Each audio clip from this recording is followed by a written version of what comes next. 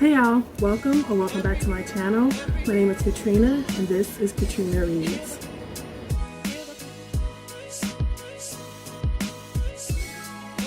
So I've decided to do just another tag to allow people who want to get to know me here on this channel. So that's what I'm going to do. The 25 bookish facts about me. Number one, I love to read audiobooks more than anything. I used to struggle with the idea of whether or not that was real reading or not, but I don't care. It's reading, it's getting the story, it's doing what I want it to do. I'm not trying to prove to someone that I'm smart because I read or that I'm a nerd because I read. I read to escape. I read to empathize, to learn to empathize with someone. I read to be entertained, to be taken out of this world into another one's, to have, to find a family, to find friends, to imagine what I would do in that situation. And that comes from someone reading the book to me just as much as it comes from me reading the book with my eyes. Number two, I used to never DNF a book. I don't know why, but I am getting better and better at DNFing a book with the quickness.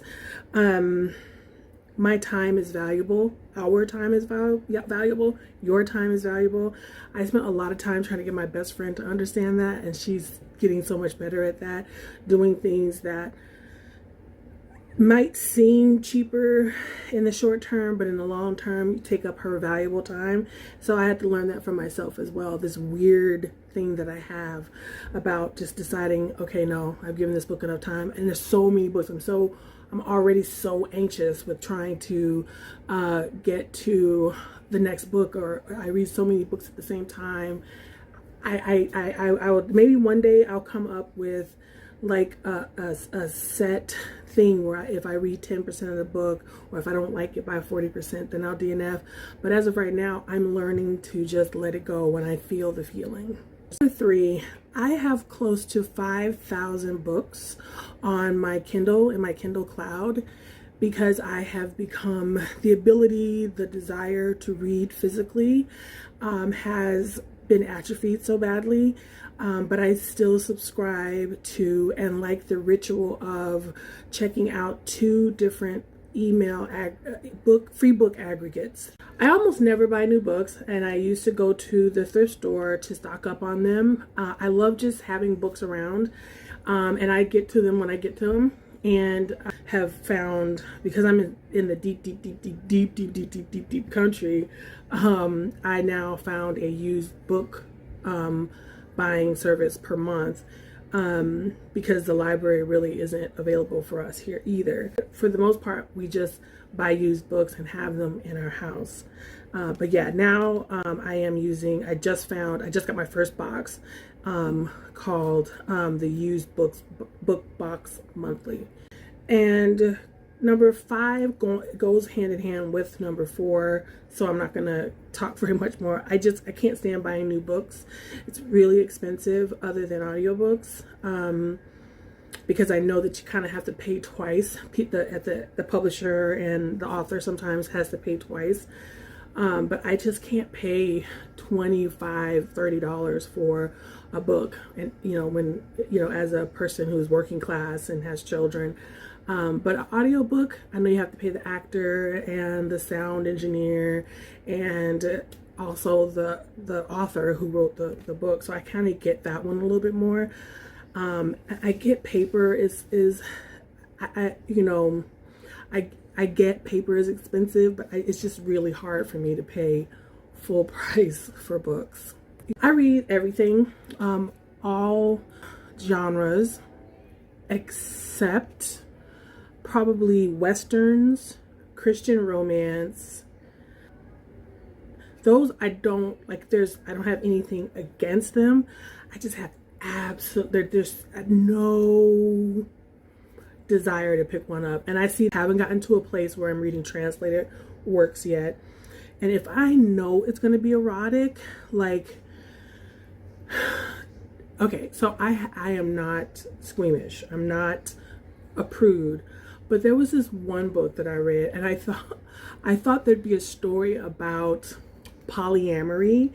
I thought it was like my two husbands, or they both own me, or something like that. And I thought it would be a story about polygamy, polyamory. Let me tell you that there was no story. It was literally porn, and that's what I wrote on Goodreads. I do not review. I am not a reviewer. That's why I say book talks on my channel.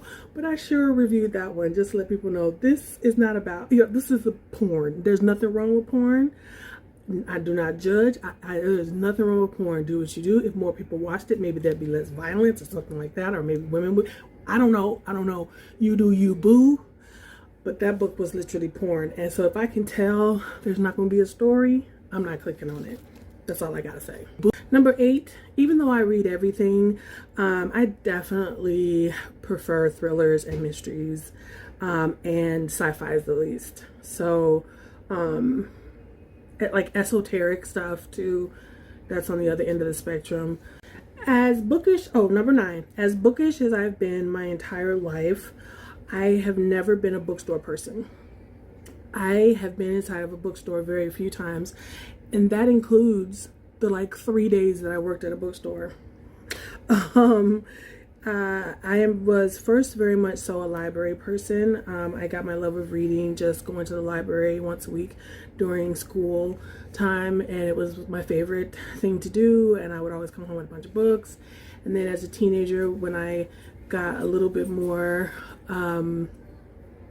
freedom, I would go to the library after school, and then as a young person, as a young adult, as a mother, we would go to the library pretty regularly and stock up on books and DVDs, movies, and all that stuff. That then morphed into a love of just shopping at the thrift stores and things like that for books. And now it's that same feeling that I get, that just the wasting time in the library kind of thing, that just the browsing that same feeling of just being around bookish things and people comes from BookTube and Bookstagram. It comes from reading, just perusing, looking at what people reading on Goodreads. I have very, very few people who are bookish in my life, and the two that read don't talk about the books that they read with me. So my husband is a reader, and the only books that I can talk to him about are Game of Thrones. And then my little sister, my baby sister, I have 2 sisters. I have a baby sister. She reads, and she reads audiobooks. But the only things that we ever read about and were fully immersed in the fandom of and everything was Twilight. And I remember she was a manager of a Wendy's, and I worked as an admin at a college. And she called me losing her mind about something that Edward did on my phone and left a message long, impassioned, for real angry. I will never forget that. That's another reason why I decided to start a BookTube. Because first of all, like I said, I've said this in other videos, that I consume so much YouTube that I wanted to become a part of this overall community of creators. That's another reason why I wanted to start a BookTube channel, because that's a part of the internet community that I felt like I could add something to, because it is such a young, white part of the corner of the universe. Twitter, I can find tons of people my age and my color. Black Twitter is a major driver of Twitter. We're overrepresented on Twitter. Instagram, I used to put my kids and my dog on, and to show my little wigs off.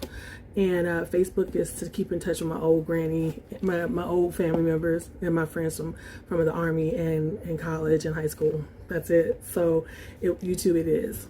I am not, number 11, I am not a rereader of physical books, but I do listen to them. I do re-listen to Game of Thrones, Outlander. I listen to Until the End of the World, Magicians. I re-listen to those. But this following year, I do want to reread some books physically. So that will be something I will be doing here on the channel. Number 12, books are and are not decorative for me. I have books everywhere, and I use them. I actually bought some books from, so there, because I like to buy used books, and like I said, I buy used books and get cheap books from all different sources. There is also a box of books that I get every quarter or so from this company called the Book Bundler, and I found them on Facebook. And they bundle up a bunch of books depending on what you ask for, and they send them to you. And one of the special things that they have, so it'll normally be, you won't know what it is. So I buy it for the kids for the most part. So because they don't have access to a library like my older kids used to when we lived in a big city. And so, and you know, right now I upped it from kind of quarterly till I've gotten a couple a month until the holidays, because I need to kind of focus a little bit more on the holidays. But what you do is you tell them the age range of the books for children, and you tell them whether or not you want the beater box or the regular gently used box.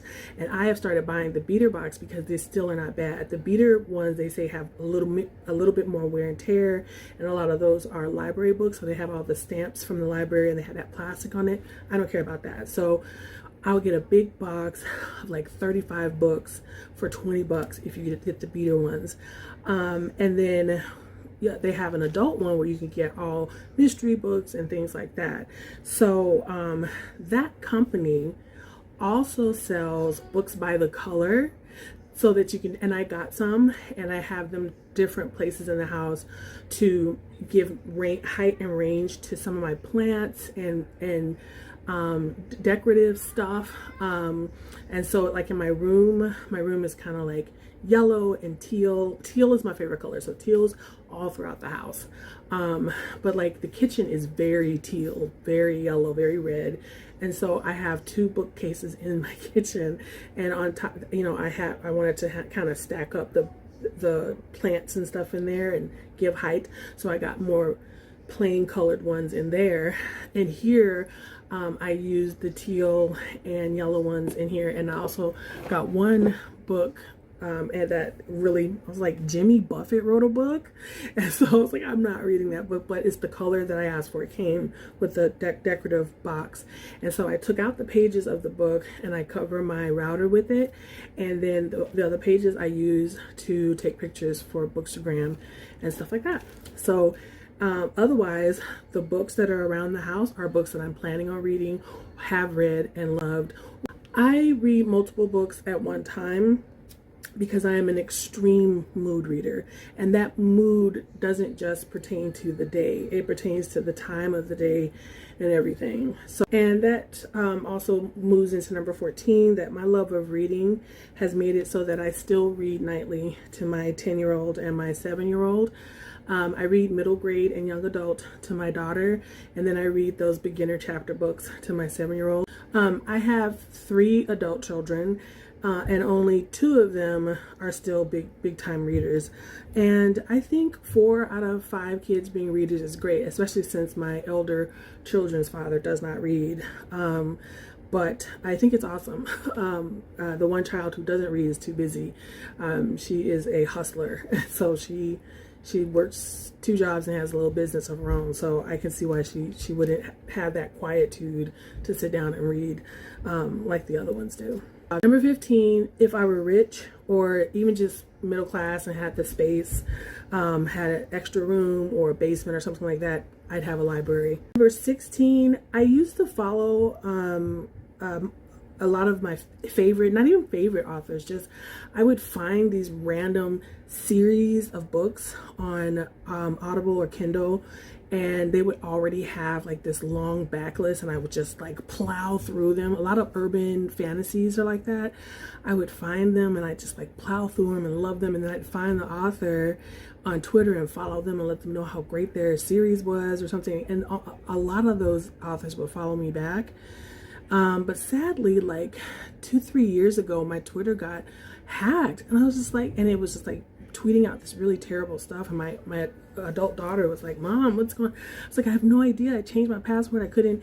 And so I had to get rid of that. And I haven't even found a lot of those people. Again, like I could go back and find some of the bigger ones, but the ones who actually would talk back to me and all that kind of stuff, I haven't even thought about it until I was writing my answers out to like, I couldn't think of 25 things. This tag isn't like the most structured one. You just had to come up with 25 things about you, bookish things about you. And so I was like, what else is there about me as bookish? And I was like, that was something that was really cool. And and I don't have that anymore now that I think about it, because I had to completely delete that Twitter because a hacker, and I was just like, I literally have 104 followers. Why would you want to hack me? So sadly, I need to go back and try to find all those people. I mean, some of them I really haven't even gone back to. And that's another thing. I need to find a way to stay up with. I know that there's probably websites, but I don't know, my Twitter doesn't show me everything. And I feel like maybe I need to follow them on Goodreads or something. But when I find an author like that who has an extensive backlist, I burn through it. I follow them on Twitter. And then let's say they continue reading. I don't continue to know what they're doing. And there's so many of them, and I read so much. It's not like it's just one or two people. So if you have any suggestions on how to keep up with people who are smaller authors or indie authors, some way to kind of keep in touch with them, because Twitter's not really the best place. And is there a way to use Goodreads? Is there a way that I'm not using Twitter in a way that would single out and make sure that I see these people and see when they release certain things, or see when certain types of books are released? Like I said, like urban fantasy is big on this, where they, the people are churning out books, and you fall in love with these characters and this voice, and then you catch up, to 2019, and then you kind of look up and realize, wait a minute, I really love that one series. Where is that author at? So if you have any tips on how to stay in touch with specific authors,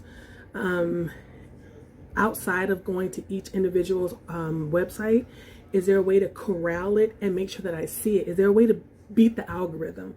That's what I'm asking. Is there a way to beat these algorithms so that I actually see people that I'm following on these websites? Number 17 is kind of weird, but Kit Harington is the avatar in my mind for any handsome character. And I don't know why that is, because he's not my favorite actor as an actor, acting ability, and he's not my favorite actor who is cute. So my favorite looking actor is Chris Evans. My favorite actor who is, I'm going to watch any movie they're in, is probably Denzel.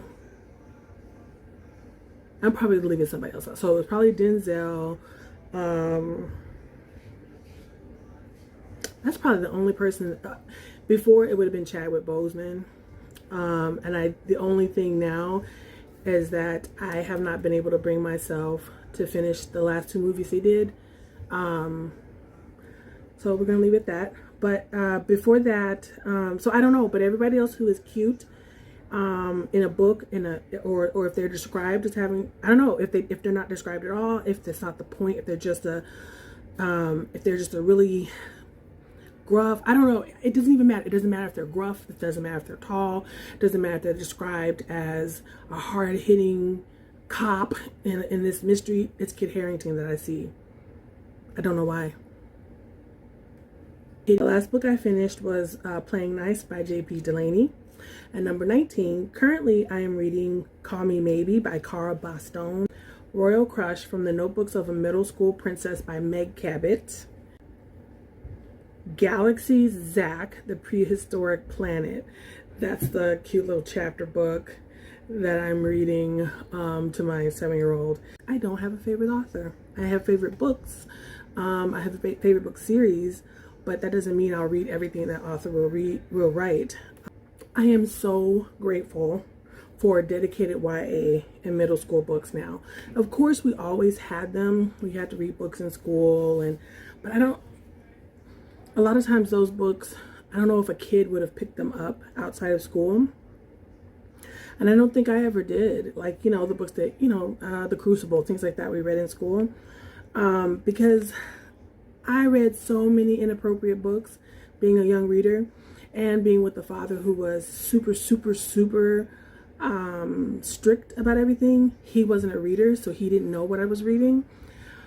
I read it as a junior higher or middle school or whatever part of the country you're in. And I don't know what people call it in other countries, but I was anywhere from 11 to 15, and I read about 11 to 15-year-olds having group sex.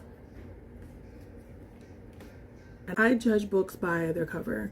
There's many times that I've bought a book or chosen a book or picked up a book or whatever because of its beautiful cover or because something about the cover interested me, and how many books I've passed over because they were ugly.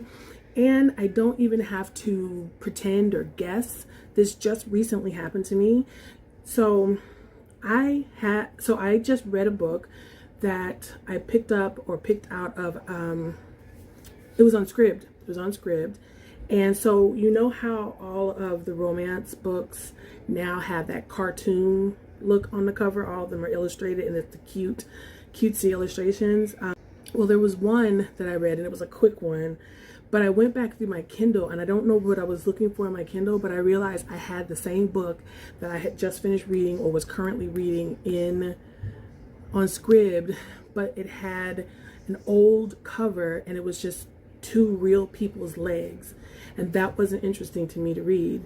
And a lot of times I pass over a lot of the romance books that I even have in my Kindle or whatever, because they have real people in them. Whereas now, because that tendency to do the cartoon or the I don't want to say cartoon, the illustrated covers for young adult and for romance is the rage now, and it's so cute, and I love everything about it, and that catches my eye.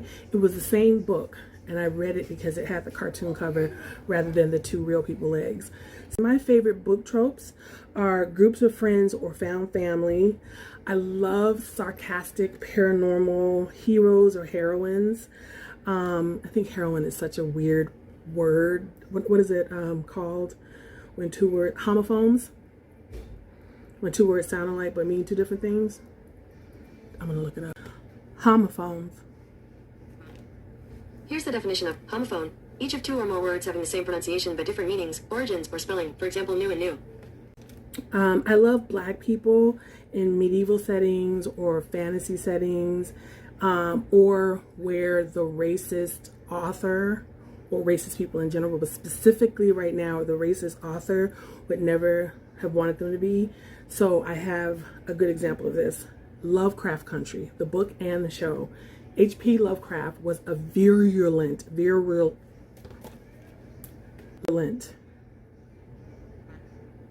Here's the definition of virulent, of a disease or poison, extremely severe or harmful in its effects. Yeah, so they said virulent too. Virulent. Okay, virulent. That didn't feel right coming out of my mouth. Virulent. He was a virulent racist, and anti-Semite, and I think he hated women too. And I think so for H.P. Lovecraft, if he had seen that wonderful Black Excellence show on HBO, or even read the book by Matt Ruff, he would be rolling over in his grave, and I'm here for it. I also loved Legendborn because of that, because it was a Black girl who, of course, we would have connection to ancient magic, because white people brought us over here and mixed with us, and so we would have blood of Arthur or some ancient king or somebody in Britain or the Americas or whatever, because of the ways we got here. So I love it for that. I love Merlin, that TV show Merlin. Guinevere was Black, loved it. I also love cozy mysteries with loads of atmosphere.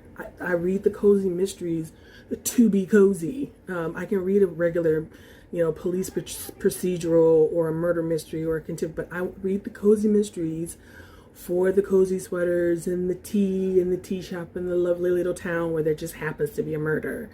That's what I like. So when cozy mysteries don't get the cozy right, I get mad. And last but not least, number 25, books and the internet have provided me with two of the same things. The knowledge that I'm not alone in my experiences or my thoughts or my feelings, or what I'm going through. It's so hard for me to make friends. So the parasocial relationships that I make from my favorite books, or from the times that I'm sucked into a book, and the parasocial relationships that I make online, the people that I see as my friends. I'm going to go hang out with my friends at Red Letter Media, or I'm going to go hang out with my friends on fandom.com, SJU fandom.com, or I'm going to go hang out with my buddy Books and Lala, or I'm going to go hang out with, you know what I mean, Olivia Reads a Latte, or Starla Reads. And then the last thing, the books and the internet has really taught me that even with all the difference, even with all the different places in the world, even with all the different religions and traditions and races, we are really all living the same life. We really are, in a lot of ways. And I'm here for it, and I love it, and I crack up every time we bring it up. Thank you for watching to the end of this video. Give me a stack of books if you have gotten to this end. Give me a stack of books, book emoji, and like, share, subscribe, and I'll see you in the next video. Bye.